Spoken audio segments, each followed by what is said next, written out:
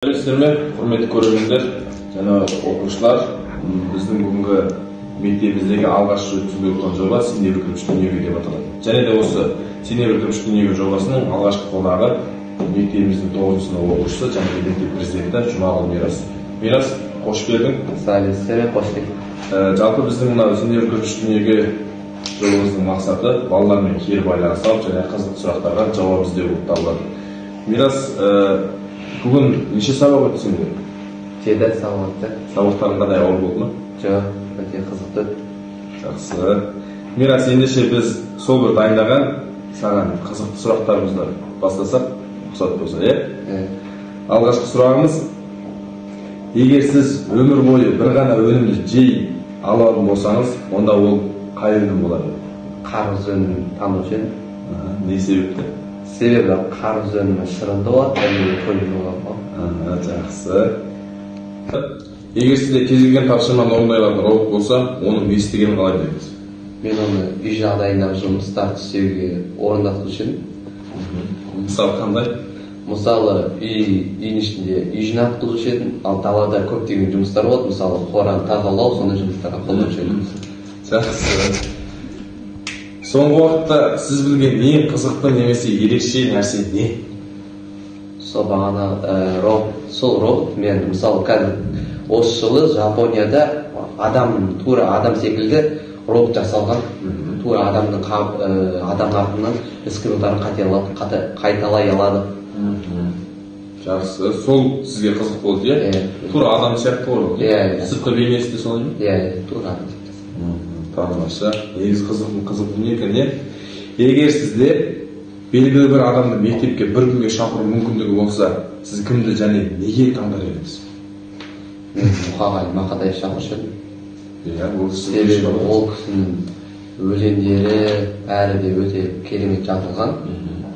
Сол үшін шақырушы едім. Жақсы. Сол кісінің жалпы өлеңдерін тыңдау үшін шақырасыз ба, немесе басқалай? Иә, өлеңдерін тыңдауға және өзіне көруге. Жақсы.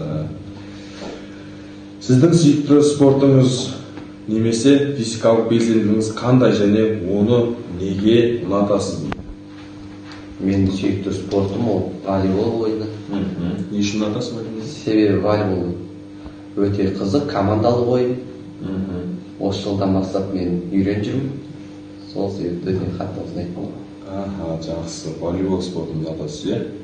Жақсы, ары қарай, егер сіз армандаған мектепті жобалай алсаңыз, қандай мүмкіндіктерді немесе өзгерістерді қосар едіңіз? Мен Айғанат мектебі секілді өзгерістер қосар едім. Себебі Айғанат мектебі ол қазіргі таңдағы ең керемет мектепке жатады. Себебі ода балаларға арналған көп балалардың жағдайы ода жатылған. Балалар бос уақытында көптеген спорт түрлерімен айналыса алады, көптеген музыкалық аспаптарды үйрене алады. Ал сабақ оқуға да бұл жерде шанстар көп. Жақсы. Айғанат мектебі сияқты жасайды дейсіз, иә? Жақсы. Мектепте кездескен ең қиын нәрсе не болды және сіз оны қалай жеңдіңіз? Маған мектепте ондай ешқандай қиын нәрсе болмады. Осы уақытқа дейін болмады. Демек, бәрі жақсы мектепке өз орнында үйренісіп жатсыз, иә? Жақсы. Және де соңғы сұрағымыз: егер сіз кез келген тарихи тұлғамен сөйлесе алсаңыз, ол кім болар еді және одан не сұрар едіңіз? Мен сол Бауыржан Момышұлы шақырушы едім. Не сұрар едіңіз? Себебі Бауыржан Момышұлы қалай батыр болғанын сұраушы едім. Өмірде адам неге қандай жақсы істерге талпыну керек екенін сұраушы едім. Сондай көптеген ақыл сұраушы едім. Жалпы Бауыржан Момышұлымен бір сұхбат құрғыңыз келеді? Иә, Бауыржан Момышұлы сұхбат. Жақсы. Рахмет. Ары қарай да Бауыржан Момышұлының кітаптарын оқисыз ба? Иә. Жақсы, Мирас, рахмет. Бүгінгі сұхбатқа келіп қызықты сұрақтарға жауап бергеніңе. Сау бола ғой, және де біз сіздермен қоштаспаймыз. Келесі апта кездескенше.